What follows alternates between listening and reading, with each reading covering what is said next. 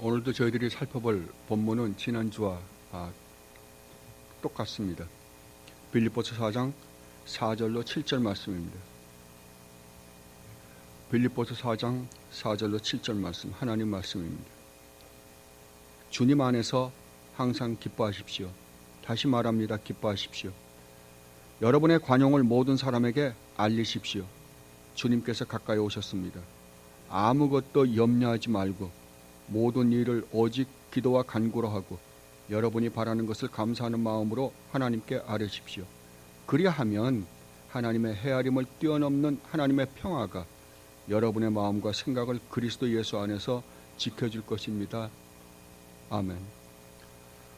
우리가 살펴보기는, 우리가 읽기는 지난주에도 똑같이 4절로 7절 말씀을 본문으로 삼았습니다.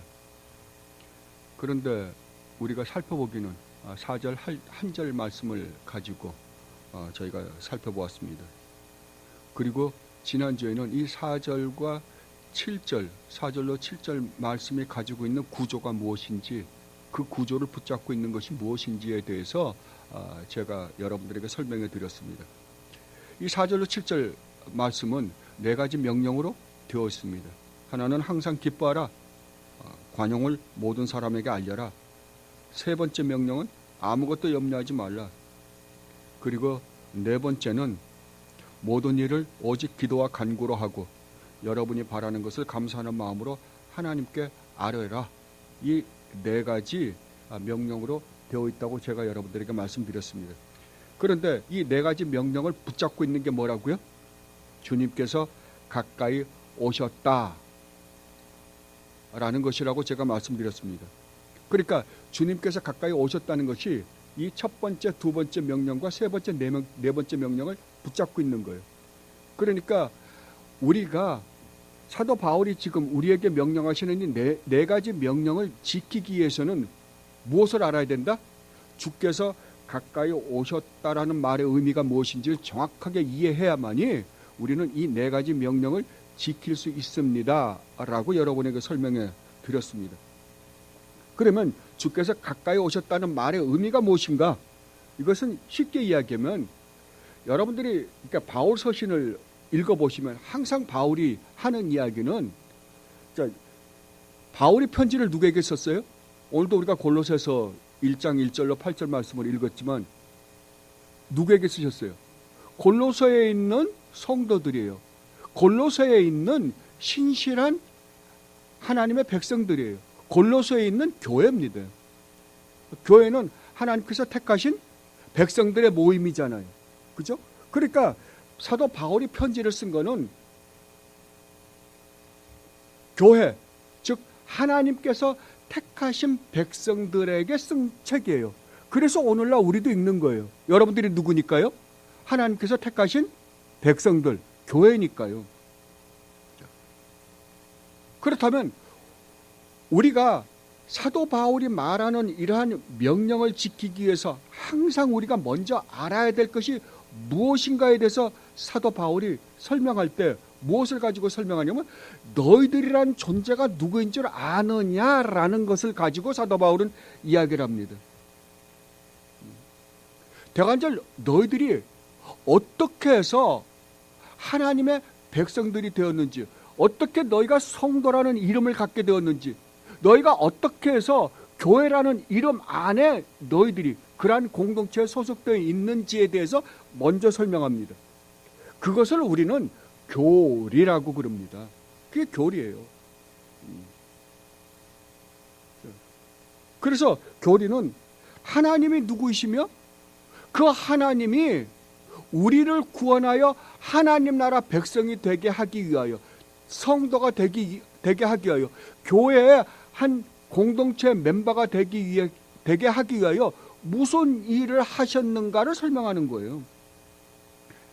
그리고 그 다음에 사도 바울은 그러므로 너희는 이렇게 살아야만 하는 존재들이다라고 명령을 하는 거예요.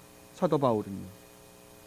자, 그렇다고 한다면 우리가 이 네 가지 명령, 사도 바울이 지금 하고 있는 이 네 가지 명령을 우리가 올바로 수행하기 위해서 가장 먼저 알아야 되는 게 뭐겠어요? 우리가 누구인가죠. 내가 어떠한 존재인가, 내가 얼마나 고급한 존재인가를 알지 못하면 우리는 이 명령을 지킬 수 없다고요. 다른 말로 하면 하나님이 누구이시며, 하나님이 우리를 위하여 하신 일이 무엇이며, 앞으로 하시겠다고 하시는 일이 무엇이며, 그 일로 말미암아 우리에게 주어진 우리의 신분의 놀라운 영광이, 우리의 축복이 무엇인지를 우리가 모른다고 한다면 이러한 명령들을 지킬 수 있다 없다? 없다고요. 그렇다면 우리가 가장 먼저 알아야 될 게 뭐겠어요? 예, 하나님이죠. 하나님과 하나님이 하신 일과 이 일로 말미암아 우리에게 주어진 소망의 이 복음이, 소망의 약속들이 얼마나 놀라운 것인지를 알지 못한다면 우리는 절대 신앙생활을 올바로 할 수가 없어요. 그러므로 우리가 가장 많이 해야 되는 것은 이 교리들을 여러분들은 확실하게 알아두셔야 돼요. 이 교리들을 묵상하고 또 묵상하고 묵상해서 정말 이게 얼마나 놀라운 은혜인가를 깨달을 때 여러분들은 어떻게 할 수 있다? 신앙생활을 올바로 할 수 있다고요. 절대 건방 떨 수가 없다고요. 이걸 알아가면, 하나님을 알아가면 알아갈수록 여러분들은 겸손해질 수밖에 없고 낮아질 수밖에 없고 온화해질 수밖에 없다고요. 그러니까 항상 여러분들은 이 교리, 오늘날은 참 교리란 말을 사람들이 너무 쓰기 싫어해요. 근데 저는 제가 가장 은혜를 받을 때가 언제냐 그러면 교리 묵상할 때예요. 교리 묵상할 때만큼 정말 가슴이 저며오고 은혜를 받을 때가 없어요. 우리는 장사 잘 되게 해주면 그때 좋죠. 그죠? 병에 걸렸는데 병이 났으면 기분 좋아하죠. 아닙니다. 여러분들이 이 교리를 올바로 묵상하고 그 묵상할 때 오는 희열은요, 기쁨은요, 여러분 딴 거하고 절대 못 바꿉니다. 자, 그러면 오늘은 5절로 7절 말씀을 가지고 살펴보도록 하겠습니다. 5절로 7절 말씀에는 나머지 세 가지 명령이 들어있고요. 그리고 우리가 하나님의 말씀을, 하나님의 이러한 명령들을 지켰을 때 우리에게 주는 유익이, 오는 유익이 무엇인가에 대해서 사도 바울이 아주 잘 설명을 해주시는 부분입니다. 자, 그러면 5절로 7절 말씀을 다시 한번 읽어보겠습니다. 여러분의 관용을 모든 사람에게 알리십시오. 주님께서 가까이 오셨습니다. 아무것도 염려하지 말고 모든 일을 기도와 간구로 하고 여러분이 바라는 것을 감사하는 마음으로 하나님께 아뢰십시오. 그리하면 사람의 헤아림을 뛰어넘는 하나님의 평화가 여러분의 마음과 생각을 그리스도 예수 안에서 지켜줄 것입니다. 아멘. 자, 두 번째 명령이 무엇입니까? 여러분의 관용을 모든 사람에게 알리렵니다. 여기서 말하는 모든 사람은 누구일까요? 여기서 말하는 모든 사람은 모든 성도를 말하는 걸까요? 분명히 아닙니다. 여기서 말하는 모든 사람은 문자 그대로 이 세상에 있는 모든 사람입니다. 다른 말로 하면 여러분이 이 세상에서 살면서 여러분들이 만나는, 대면하는 모든 사람을 이야기하는 것입니다. 그 사람이 백인이든지 흑인이든지 같은 한국 사람이든지 가난하든지 부자이든지 배웠든지 배우지 못했든지 착한 사람이든지 착하지 않던 사람이 아는 사람이든지 상관없이 모든 사람에게 뭘 알리라고요? 여러분들의 관용을 알리렵니다. 자, 그렇다고 한다면 여기서 관용이란 말의 의미가 무엇일까요? 여러분들이 원어 사전 집에 한 권씩 갖고 계시면 굉장히 좋을 거예요. 원어 사전 중에 가장 좋은, 가장 잘 만들어졌다는 사전이 키틸 원어 사전입니다. 굉장히 찾기 쉽게 되어 있어요. 여러분들이 히브리나 그릭을 몰라도 여러분들이 찾을 수 있게 되어 있습니다. 한국말을, 그러니까 그 원어를 가지고 알파벳 순서로 나열되어 있는데 한국말을 가지고도 여러분들 성구사전 찾아보신 적 있으십니까? 여러분들이 집에 둬야 될 거는 성구사전 반드시 있어야 됩니다. 그 다음에 그 신약 성경 사전이 하나 있어야 되고요. 그 다음에 키틸 사전을 하나 갖고 있으면 굉장히 좋습니다. 그러니까 성경을 연구하는 저도 이거는 항상 옆에다 펼쳐놓고 같이 공부를 합니다.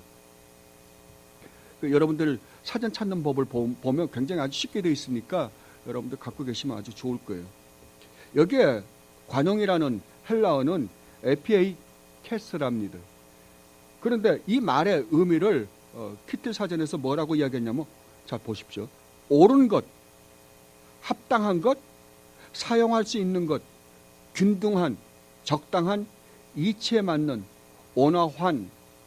온화한이라는 의미를 가지고 있는 말이다. 그러니까 성경에 이 관용이라는 단어가 사방팔방에 써져 있을 거 아니에요. 쓰여졌는데 거기 쓰여져 있는 의미들이 이러한 의미들을 드러냈었다라고 이야기하는 거예요.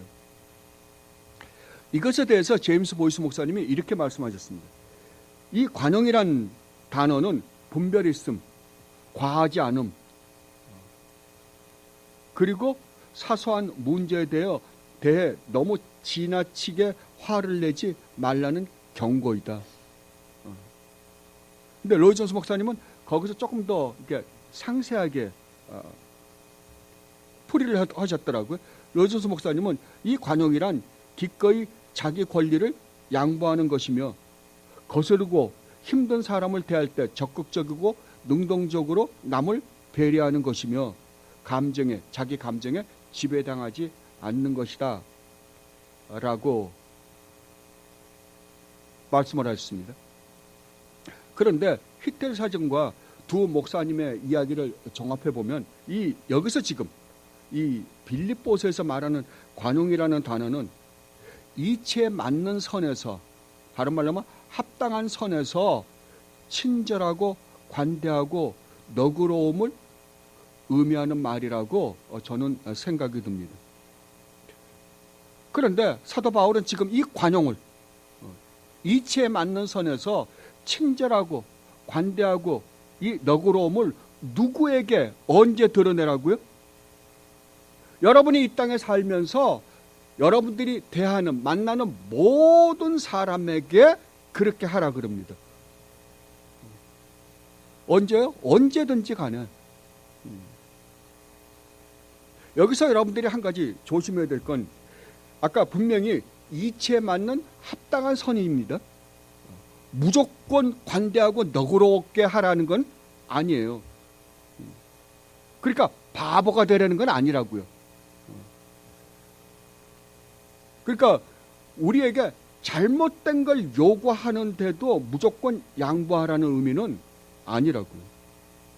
왜냐하면 여러분들이 아시다시피 성경은 분명히, 우리가 이제 조금 있다가 이 관용에 대해서 가장 잘 이 세상에서 행하신 분이 누구시겠어요? 주님이시겠죠. 그러니까 주님이 어떻게 행했는가를 여러분들이 알면 금방 알 수 있으니까 성경은 분명히 불의를 기뻐하지 말라라고 이야기합니다. 우리는 사랑 그러면은 무조건 그냥 내가 양보하고 져주고 뭐 퍼주고 하는 걸 사랑이라고 생각하잖아요. 아니잖아요. 여러분들이 고린도전서 13장을 사랑장이라 그러는데 거기서 사랑에 대한 정의를 내릴 때도 마찬가지잖아요. 우리가 가지고 있는 모든 재산을 다 털어서 구제하고 또 너희 몸을 불사르게 내어줄지라도 사랑이 없으면 어떡하다고? 아무것도 아니라고요. 우리가 생각하는 사랑이라는 것은 내가 가지고 있는 재산을 손에 봐가면서 남을 도와주는 거고, 내 몸을 희생해 가면서 남을 위해서 헌신하는 거잖아요. 근데 그게 사랑이 아니라면 뭐가 사랑이에요? 그러니까 성경이 말하는 사랑과 세상에 말하는 사랑과는 의미가 다르다고요. 굉장히 다릅니다. 여러분들이 그러니까 성경이 정의하고 있는 단어의 의미와 세상에서 말하는 사전적 의미와는 완전히 달라요. 자, 여러분들이 생각하는 평안이라는 건 뭐예요? 평안이라는 건 아무 문제 생기지 않고 모든 조건이 좋은 상태에서 편안한 걸 여러분들은 평안이라 할 거 아니에요. 아무 문제도 안 생기고 마음도 기쁘고, 그죠? 그럼 성경이 말하는 평안이라는 단어의 의미는 뭐예요?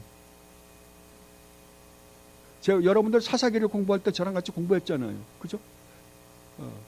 여호와 샬롬이다. 그 여호와 샬롬이 뭐였어요? 예, 하나님 앞에서 죽을 수밖에 없는 죄인이 하나님을 맞대면 했는데도 불구하고 어떻게 한 거예요? 죽지 않는 거예요. 그게 평화라고요. 평안이라, 성경이 말하는 평안이라고요, 그게요. 그래서 우리 주님을 뭐라 그러냐 그러면은 화목 제물이 되셨다라고 그러는 거예요. 우리는 죄인이기 때문에 거룩하신 하나님 앞에 가면 다 어떻게 돼요? 다 죽어 마땅해야 돼요. 다 죽어야 돼요. 그럼에도 불구하고 죽지 않은 것. 다른 말로 하면 하나님과 화해해서 하나님 앞에 섰는데도 불구하고 죽지 않은 것. 그거를 평화다, 평안이다라고 그러는 거예요. 성경에 말하는 것. 완전히 다른 의미들입니다.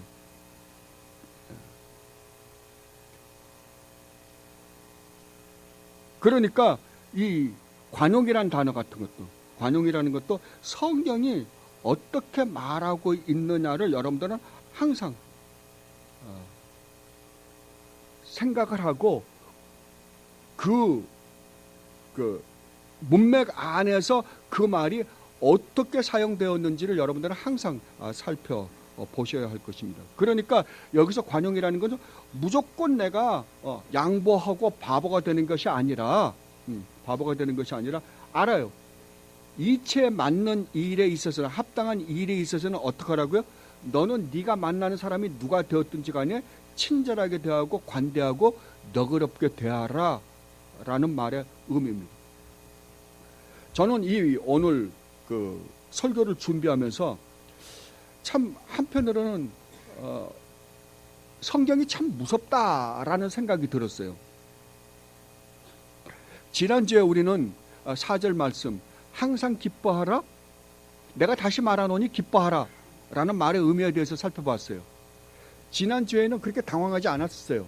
왜냐하면 기뻐하는 거는 우리가 개인적으로 혼자 집에 앉아서도 기뻐할 수 있잖아요. 예를 들면 하나님의 말씀을 묵상할 때도 내가 어떤 희열에 기쁨 가운데 있을 수 있고, 그 다음에 여러분들이 어떤 재미나는 영화를 본다든지, 그 다음에 운동 경기를 여러분들이 봤을 때 여러분 혼자서 기쁨은 혼자서 즐길 수 있는 거예요. 그죠? 기쁨은 내가 즐기는 거잖아요. 그죠? 남을 기쁘게 하는 건 아니잖아요. 그죠? 내가 즐기는 거죠. 그러나 너희가 만나는 모든 사람에게, 너에게 잘하든 잘못하든지 간에 상관없이 너희가 만나는 모든 사람에게 관용하라. 이건 진짜 무서운 거예요. 그죠?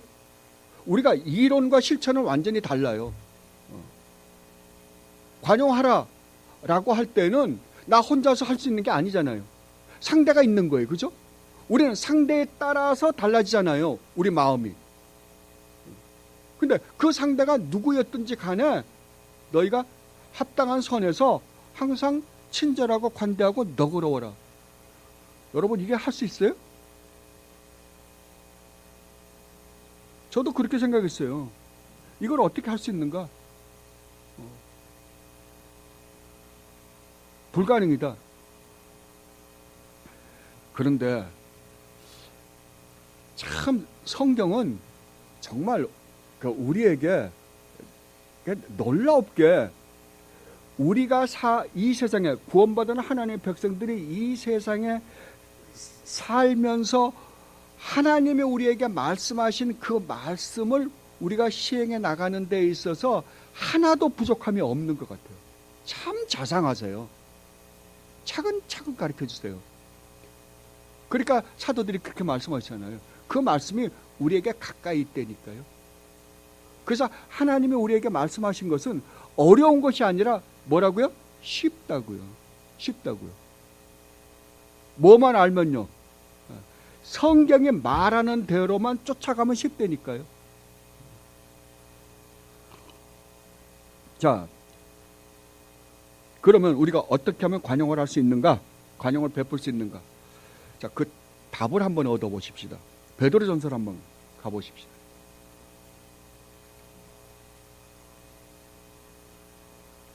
베드로전서 2장입니다.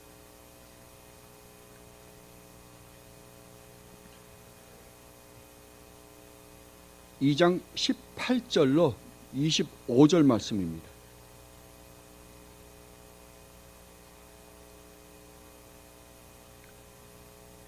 찾으셨으면 봉독해 드리겠습니다.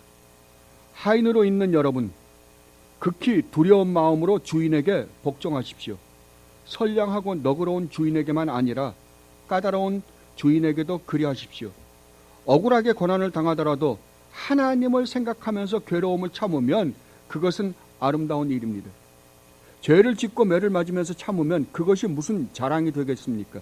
그러나 선을 행하다가 고난을 당하면서 참으면 그것은 하나님께서 보시기에 아름다운 일입니다. 바로 이것을 위하여 여러분은 부르심을 받았습니다. 아멘. 자, 여기까지가 아까 사도 바울이 말씀하신 모든 사람에게 관용을 베풀라라는 말을 조금 더 길게 풀어놓은 것에 불과해요. 그죠? 해석해 준 거예요. 그러면 우리가 그 관용을 어떻게 하면 베풀 수 있습니까? 그 본보기가 누구이십니까? 라고 하는 것을 21절 하반부서부터 25절에 이렇게 말씀하십니다. 그리스도께서는, 그러니까 이 관용의 본보기가 누구시라는 거예요? 예수님이요. 예수님이 이미 본을 보이셨다는 거예요. 여러분을 위하여 고난을 당하심으로써 여러분이 자기의 발자취를 따르게 하시려고 여러분에게 본을 남겨 놓으셨습니다. 그는 죄를 지으신 일이 없고 그의 입에서는 아무런 거짓도 찾아볼 수 없었습니다. 그는 모욕을 당하셨으나 모욕으로 갚지 않으시고 고난을 당하셨으나 위협하지 않으시고 정의롭게 심판하시는 이에게 다 맡기셨습니다. 그는 우리 죄를 자기의 몸에 몸소 지시고서 나무에 달리셨습니다. 그것은 우리가 죄에는 죽고 의에는 살게 하시려는 것이었습니다. 그가 매를 맞아 상함으로 여러분이 나음을 얻었습니다. 전에는 여러분은 길 잃은 양과 같았으나 이제는 여러분의 영혼의 목자이시며 감독이신 그에게로 돌아왔습니다. 아멘. 자, 관용의 본보기가 누구세요? 예수님이세요. 자, 근데 예수님이 어떻게 살았다고요? 죄가 없으신 거룩하시고 의로우신 하나님의 인간의 몸을 입고 오셔서 이 땅에서 온갖 모욕과 멸시와 천대를 다 받으시면서도 어떻게 했다고요? 자기에게 그러한 핍박을 주는 사람들, 자기가 만나는 모든 사람에게 너그러움과 그들을 관대하게 됐다고요. 그런데 여러분들 주님의 그 생애를 복음서에서 보면 주님이 모두에게 그렇게 했어요? 모두에게 그렇게 해서 안 했어요. 그죠? 누구에게만 안 했어요? 의인이라고 생각하는 사람들이요. 자기가 잘났다고 생각하는 사람들이요. 교만하고 정말 자신의 욕심에만 관심이 있는 사람들에게는 안 했다고요. 주님이 정말 관대하고 친절을 베풀었던 사람들은 누구예요? 죄인들이에요. 죄인들이에요. 주님은 누구를 위해서 이 일을 하셨냐 그러면은 이 일을 하셨냐 그러면은 우리를 구원하시기 위해서 이 일을 하셨어요. 자, 그렇다고 한다면 여러분이 이 세상을 살면서 많은 사람들을 상대할 거예요. 그 사람들을 여러분들이 어떤 눈으로 보느냐에 따라서 여러분들이 그들을 관대하게 대할 수도 있고 관대하게 대하지 않을 수도 있어요. 분명히 교만한 사람들, 하나님을 부정하는 사람들, 예수님을 부정하는 사람들, 바리새인과 같이 자기 의가 꽉 차 있는 사람에게는 우리는 어떻게 할 수가 없어요. 그죠? 그러나 정말 가난하고 불쌍하고 우리에게 지금 이 종교라는 걸 떠나서 조금 우리에게 실수할 수 있는 사람들이 있어요. 그죠? 그러나 그들이 정말 이 복음이 필요한 사람이라고 생각이 든다면 여러분은 어떻게 하겠어요? 여러분들은 관대하게 대할 수 있어요. 그죠? 그러니까 주님이 오셔서 주님이 관대하시고 기뻐하셨던 이유는, 너그러웠던 이유는 그들이 구원의 대상이었기 때문에 그러신 거예요. 그렇다고 한다면 여러분들도 여러분들이 상대하고 있는 그 사람이 지금 멸망의 길로 가고 있고, 여러분들이 내가 의대로 구원받은 것처럼 그들도 정말 영원한 멸망에 빠지지 않고 구원을 받아야 되는 대상이라고 한다면 여러분들 그들을 어떻게 대하겠어요? 그들을 관대하게 대할 수 있겠죠. 그때 우리는 그들에게 관대하게 대할 수 있다고요. 왜요? 내가 얻은 은혜로 말미암는 구원 때문에 그래요. 그죠? 우리가 만약에 우리가 행한 행위로 우리가 구원을 얻었다면 그렇게 못할 거예요. 그러나 우리는 은혜로 얻었기 때문에, 비록 우리는 영원히 멸망받을 수밖에 없는 존재들이었지만 하나님께서 거저 주시는 선물로 이 자리에 와 있다는 것을 우리가 알기 때문에 우리는 그들을 관대하게 대할 수 있다라고 지금 이야기하는 겁니다. 그러니까 주님이 하신 대로 우리가 따라간다면 우리는 모든 사람에게, 우리가 이 세상의 삶을 사는 모든 사람들에게 우리는 관대하게 할 수 있다라고 지금 성경은 이야기하고 있습니다. 그리고 6절 말씀을 한번 보십시다. 아무것도 염려하지 말고. 자, 이제 전반부 우리가 두 가지 명령에 대해서는 살펴봤습니다. 이제 세 번째, 네 번째 후반부 명령입니다. 근데 후반부 세 번째 명령은 아무것도 염려하지 말라. 네 번째는 모든 일을 오직 기도와 간구로 하고 여러분이 바라는 것을 감사하는 마음으로 하나님께 아뢰라. 세 번째 명령은 아무것도 염려하지 말랍니다. 여기서 아무것도 염려하지 말라는 말은 걱정과 불안에 시달리고 초조해하며 괴로워하며 지치도록 근심하는 것을 의미한답니다. 자, 그러니까 걱정, 근심, 불안, 초조 이런 거 하지 말라는 거잖아요. 아무 염려도 하지 말라. 아무 염려도. 자, 제가 여러분들에게 하나 여쭤볼게요. 여러분 염려 안 해보신 분 여기 계세요? 걱정, 근심, 불안, 초조, 두려움 때문에 여러분 어쩔 줄 몰라서 정말 차라리 죽었으면 좋겠다라는 경험을 안 해보신 분이에요. 여기. 아마 애들 빼놓고는 없을걸요. 제가 보기에 모두 다 한 번 이상은 해봤을 거예요. 그죠? 근데 저는 그래, 평생에 한 번 정도는 양보할 만하다. 한 번 정도만 온다면 그 눈 찍 감고 그것만 넘기면 되잖아요. 근데 한 번만 옵니까? 제가 살아보니까 아니더라고요. 정말 그러니까 심각한 그러한 근심, 걱정, 두려움, 불안, 초조가 와서 아이고 이제 좀 넘어가는가 보다. 그리고 조금 마음 놓으면 또 와요. 그거 참 신기해요. 이게 무슨 뭐랄까 주기 같아. 끊임없이 와요. 근데 성경은 아무 염려하지 말래요. 어떻게 염려가 되는데 염려를 안 합니까? 근데 가만히 보면 여러분들이 왜 걱정, 근심, 불안, 초조가 더 심해져요? 심해지는 건 지금 현재 일어나는 일만을 갖고는 그렇게까지 불안해하지 않을 거예요. 두려워할 필요가 없어요. 지금 현재 일어나는 일만 가지고는. 근데 가만히 불안해하는 걸 가만히 보면 거기서 상상을 하는 거야 이제.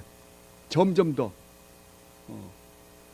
그러다 나면 나중에 눈덩이처럼 커져.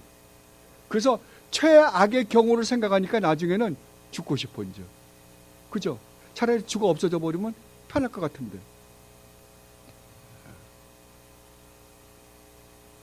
참 그래서 우리가 점점 더 불안해지고 근심, 걱정, 초조 가운데 빠지는 것 같아요. 그런데 성경은 염려하지 말래요.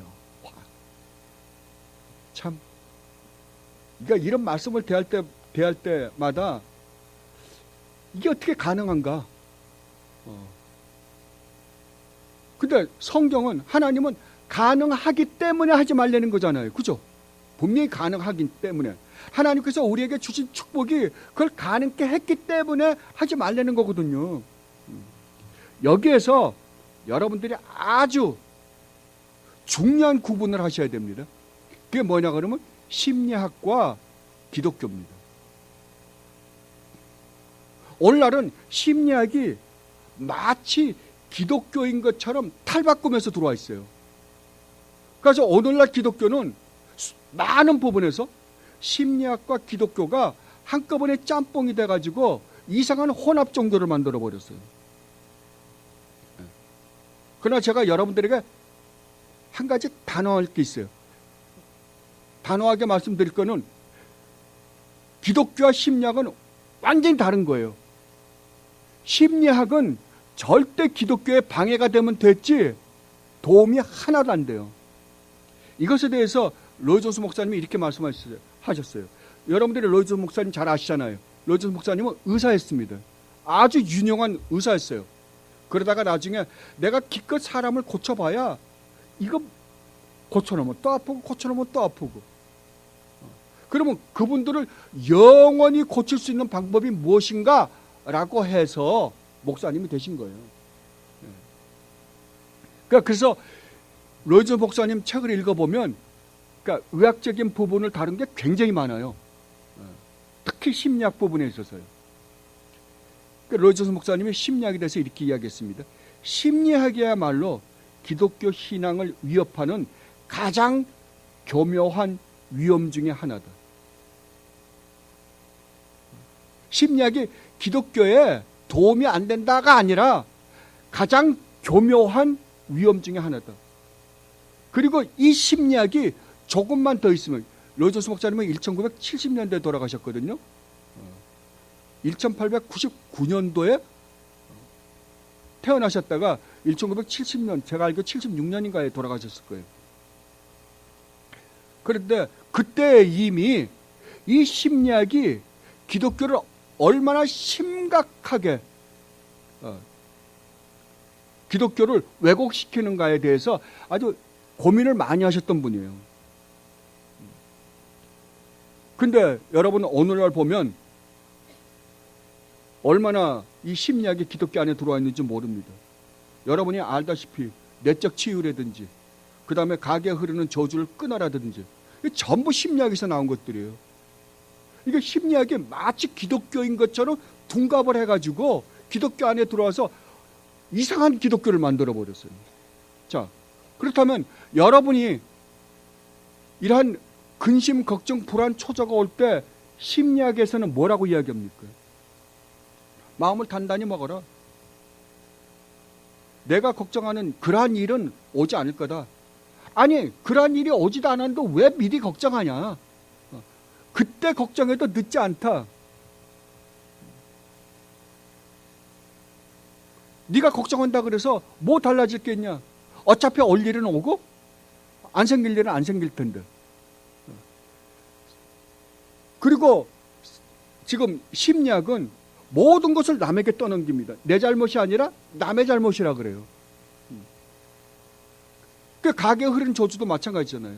지금 내가 지금 겪고 있는 이러한 일은 너 때문에 그렇지 않다는 거예요. 네가 어렸을 때, 아니 네 조상이 뭔가 잘못해서 그렇다는 거예요. 다 남에게 떠넘겨버리는 거예요. 그게 진짜 위로책이 될까요? 그게 해결책입니까? 아니요. 절대 해결이 안 돼요. 근데 이러한 것들이 교회 안에 들어와 가지고 내적 치유를 한다. 뭐 그러한 것을 가지고 교회가 이상한 기독교를 만들어 버리고 말았어요. 아닙니다. 그러면 성경은 무엇이라고 우리에게 그 해결책을 줄까요? 여러분들이 정말 어쩔 수 없는 환경에서 근심, 걱정, 불안, 초조, 두려움 가운데 있는데 이 문제를 어떻게 해결하라 그럴까요? 그때 사도 바울이 명령을 합니다. 뭐라고 명령해요? 모든 일을 오직 기도와 간구로 하고 여러분이 바라는 것을 감사하는 마음으로 하나님께 아뢰라 라고 이야기해요. 자, 얼마나 다릅니까? 사도 바울은 걱정하지 말고 마음을 단단히 먹으라고 이야기하지 않습니다. 너희가 네 잘못이 아니라 이 모든 것은 이 밖에서 오는 너희 조상이나 네가 어렸을 때 당했던 그러한 일이 오늘날 너로 하여금 그러한 근심을 하게 하니까 그걸 끊어라, 그런 이야기를 하지 않아요. 왜 일어날 일을 가지고 미리 걱정하냐? 그때 걱정해도 상관없다. 걱정해봐야 달라질 게 뭐 있냐? 마음 편히 가자. 그렇게 이야기 안 한다니까요. 뭐라 그래요?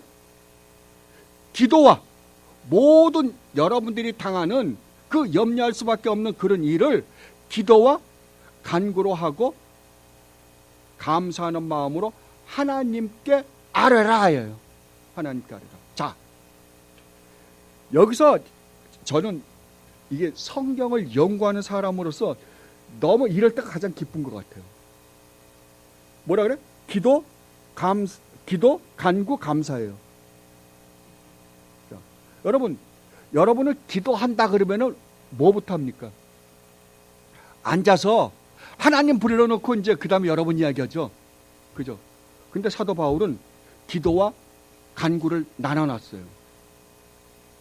재밌죠? 그럼 여기서 기도라는 게, 여러분 보통 기도 그러면 하나님과의 대화라 그러죠. 자, 그러면 여러분이 세상에서 대화를 하면 어떻게 대화를 합니까? 딱 그 사람 만나자마자 그냥 여러분 하는 이야기 합니까? 그냥 그 사람 만나자마자 여러분 하고 싶은 이야기 막 해요? 아니잖아요. 먼저 어떻게 해요? 여러분이 지금 대화를 나눠야 될 대상이 누구냐에 따라서 대화는 달라질 거예요. 그죠? 여러분들이 전혀 모르는 사람이에요. 모르는 사람의 대화와 공적인 업무를 할 때, 사물을 볼 때의 대화와 여러분들 친구와의 대화와 가족과의 대화와 부부지간의 대화와 부모 자식 간의 대화는 다를 거예요. 그죠? 그러면 여러분들이 하나님과 대화를 한다면 어떻게 해야 돼요? 먼저 여러분들이 무릎을 꿇고 앉아서 누굴 바라보는 거예요? 하나님을요. 하나님을 바라보면 여러분들이 제일 먼저 이해를 하고 넘어가야 될 게, 지금 내가 앉아서 내가 대화를 하려고 하는 그분이 누군가를 올바로 알지 못하고서는 절대 대화를 할 수가 없어요. 그죠? 이게 대화, 이게 기도예요.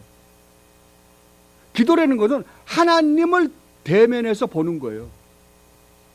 하나님을 대면해서 보면 그 하나님은 누구세요? 예, 우주 만물을 창조하신 창조자 하나님이세요. 그러면 그 앞에 앉아있는 나는요, 나는 정말 시궁창보다도 더러운 존재잖아요.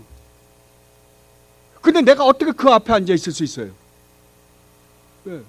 그것은 하나님이 나를 사랑하셔서 성자 하나님이신 예수 그리스도를 이 땅에 보내주셔서 온갖 고초를 다 겪게 하시고,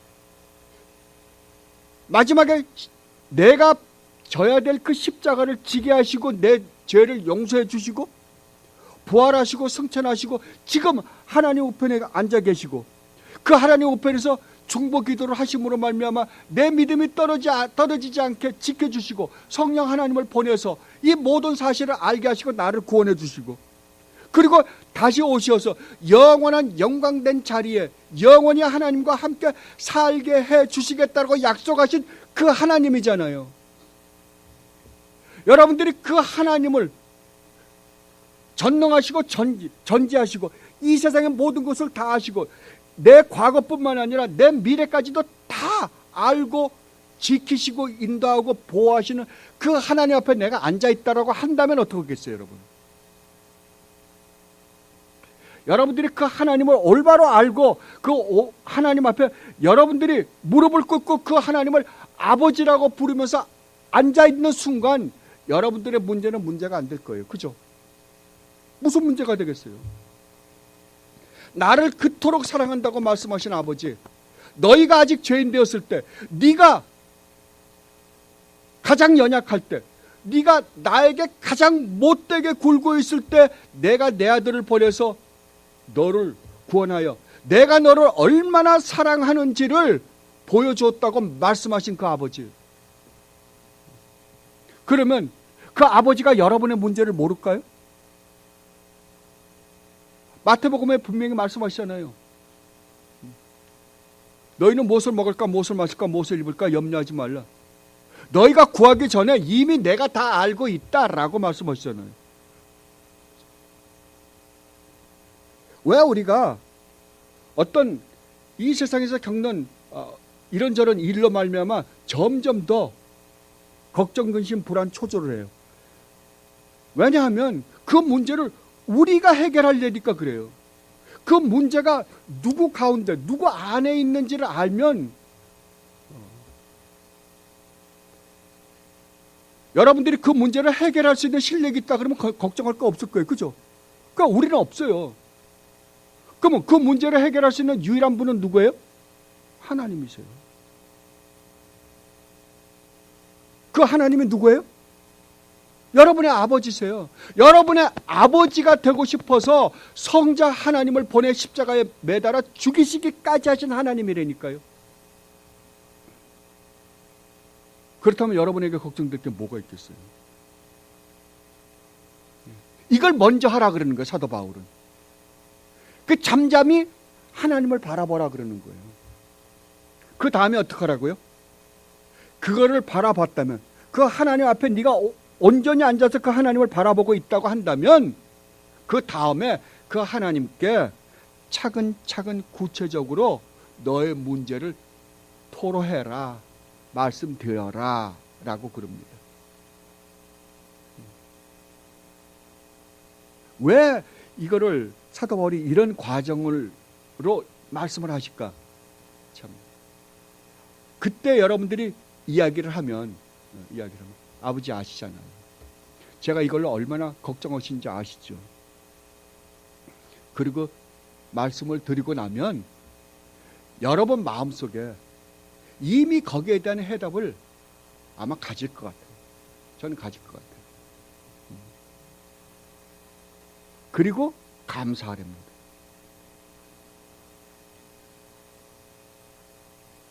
여기까지 오면 하나님 앞에서 내가 하나님을 대면해 보고 그 다음에 내가 지금 처해 있는 이 환경을 조용하게 차근차근 말씀드리고 나면 여러분 안에서는 감사밖에 나올 게 없을 거예요. 그죠? 지금까지 나를 구원하여 이 영광된 축복을 주기 위하여 무슨 일을 하셨으며 내 인생 가운데서 지금까지 나를 지키시고 인도하시고 보호하신 그 아버지, 그 아버지께 진심으로 감사와 찬양과 영광을 돌리게 될 거라고. 아까 403장을 부르는데 참 오늘 제가 설교할 그 설교의 내용이 그 안에 다 들어있는 것 같아요. 너무 고마웠어요. 가끔가다 우리 고집사님이 별로 예쁜 짓은 안 하는데 가끔가다 한 번씩 좋은 일은 해요. 참 제가 그 찬송을 부르면서 감사했습니다. 그런데 재미나는 건요, 그 다음에 하나님께서 우리에게 주시는 해답이에요. 그 해답이 해답을 7절에서 이렇게 말씀하십니다. 그리하면, 자, 여러분 한번 보세요. 그리하면, 그러면 여러분들은 무슨 생각이 들어요? 그리하면 하나님께서 너희 문제를 해결해 줄 것이다, 이런 대답을 기대할 거 아니에요. 근데 거기에 대한, 우리 문제에 대한 이야기는 하나님은 한 말씀도 안 하세요. 한 말씀도 안 하세요. 여러분들이 그 요한복음 16장 30절에도 보면 똑같잖아요. 너희가 환난이 오느냐? 환난이 올 때 담대하라. 그 환난에서 너희를 내가 해방시켜 주겠다. 그러면 얼마나 좋아요. 아무 말도 안 하세요. 그래 놓고 내가 세상을 이겼노라 그랬어요. 참, 그 성경이 하나님이 한 말씀 하시는 그 말씀 속에 들어있는 의미들은 너무 심오한 것 같아요. 자, 그리하면 내가 너희가 지금 걱정하고 근심하는 걸 해결시켜 주겠다라고 하면 얼마나 좋겠어요. 근데 그거보다 더 엄청난 약속을 해버려요. 뭐라고 약속하십니까? 사람의 헤아림을 뛰어넘는 하나님의 평화가 여러분의 마음과 생각을 어디에서요? 그리스도 예수 안에서 지켜주실 것이다. 여기서 지켜주신다는 것은 철저하게 보호하신다는 거예요. 어디로부터? 적으로부터요. 철저하게.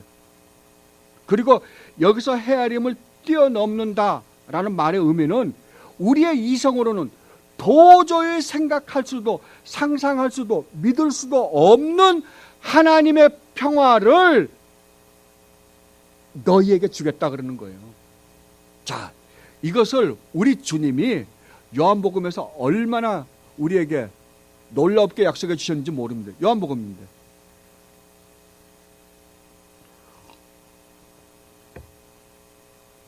요한복음 14장입니다.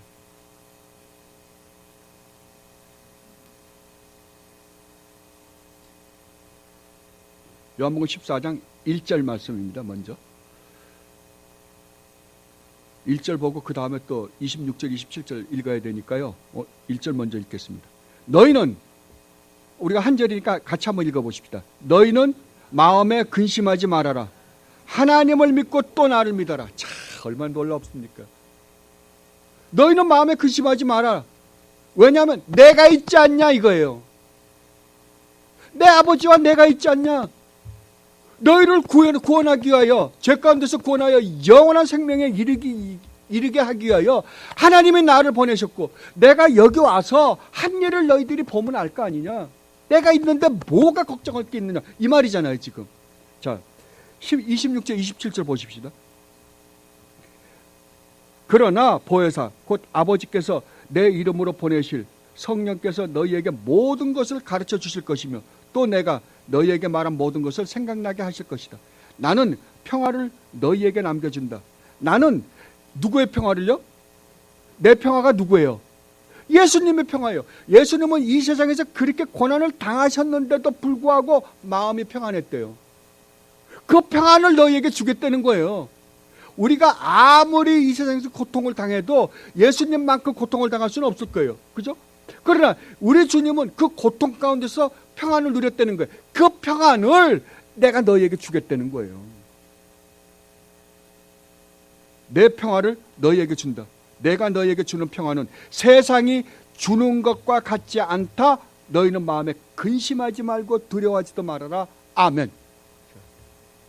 바로 이 평화를, 이 평안을 내가 너희에게 주겠다. 그러면 너희의 마음과 생각이 하나님이 철저하게 보호해서 너희를 어디로부터 해방시킨다? 진짜 두려움에서부터 해방시킨다고요. 심리학이 아니에요. 그러니까 기독교가 말하는 이 세상에서 우리가 겪는 두려움과 걱정과 불안, 초조에서 어떻게 우리를 건져내는가과 심리학은 완전히 다른 거예요. 어떻게 하라고요? 기도하라고요. 간구하라고요. 감사하라고요. 그 하나님을 바라보라고요. 내 아버지가 되기 위해서 나를 위하여 무슨 일을 하셨는지를 알으라고요. 그러면 어떻게 한다? 정말 우리가 상상할 수도 없는, 생각해보지도 않고 믿어지지도 않는 하나님의 평안이 우리에게 임할 거라고요. 얼마나 놀랍습니까? 이걸 하십시오. 그러면 여러분에게, 여러분이 이 세상에서 어떤 것으로 말미암아 어떤 고민과 두려움과 염려가 있다 하더라도 그 염려를 누가 다 아세요? 하나님이요. 그분이 어떤 분인데요? 여러분의 아버지시라고요.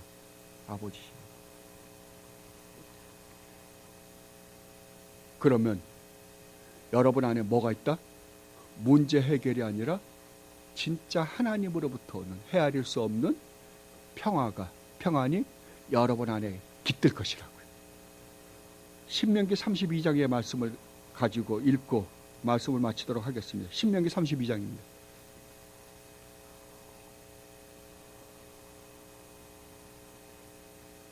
9절로 12절 말씀입니다.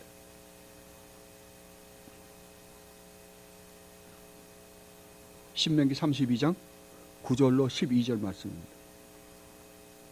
그러나 주님의 몫은 그의 백성이니, 다른 말로 하면 주님의 유산은, 하나님의 유산이 누구라는 거예요? 너희들이라는 거예요. 너희들. 야곱은 그가 차지하신 유산이다. 그러면 하나님은 정말, 우리가 만약에 나 하나님하고 안 놀래요. 그러면 어떡하겠어요? 누가 더 마음이 급하겠어요? 하나님이시죠. 안 그러겠어요? 한번 생각해 보세요. 그러니까 하나님이 우리를 얼마나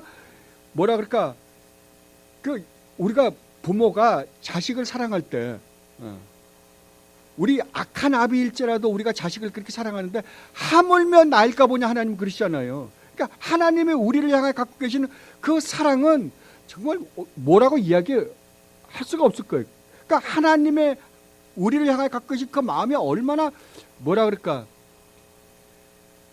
참 표현이 잘 안 되네요. 그거를 그 다음에 이렇게 표현하십니다. 주님께서 광야에서 야곱을 찾으셨고, 누가 찾아요? 주님이요. 어디에서요? 광야에서요. 짐승의 울음소리만 들려오는 황야에서 그를 만나 감싸주고 보호하고 당신의 눈동자처럼 지켜주셨다. 마치 독수리가 그 보금자리를 뒤흔들고 새끼들 위에서 퍼덕이며 날개를 펴서 새끼들을 받아 그 날개 위에 업어 나르듯이 주님께서만 홀로 그 백성을 인도하셨다. 다른 신은 옆에 있지도 않았다. 아멘. 이 하나님이 지금 광야에서 여러분을 어떻게 하고 있다고요? 지키시고 인도하고 보호하고 계시고 있다고요. 그래서 어떡하라? 염려하지 말라고요. 이 하나님으로부터 오는 평안을 누리는 여러분이 되시기를 진심으로 바랍니다. 기도하겠습니다. 주님, 저희들의 어리석음을 다시 한번 일깨워 주시니 진심으로 감사드립니다. 우리는 이 땅에 살면서 어떤 문제가 생기면 그 문제를 해결하기 위하여 혼신을 다합니다. 그러다가 점점 더 깊이 근심, 걱정, 불안, 초조, 두려움 가운데 빠집니다. 그때 주님은 말씀하십니다. 나를 보라고요. 하나님을 보라고요. 그리하면 너희 안에 하나님으로부터 오는 너희들이 도저히 상상하지 못했던 평안이 너희 안에 임할 것이라고 약속하셨습니다. 이 약속을 굳게 붙들고 주님이 말씀하신 대로 저희들이 힘들고 어렵고 어떻게 이 세상을 살아갈 수 있을까라고 염려하고 근심될 때 주님의 말씀을 쫓아 행하는 저희들이 되게 하여 주시옵소서. 그리하여 주님으로부터 오는 진정한 평안을 누리며 주님을 찬양하며 기뻐할 수 있는 저희들이 되게 하여 주옵소서. 감사하며 우리 주 예수 그리스도 이름으로 기도드리옵나이다. 아멘.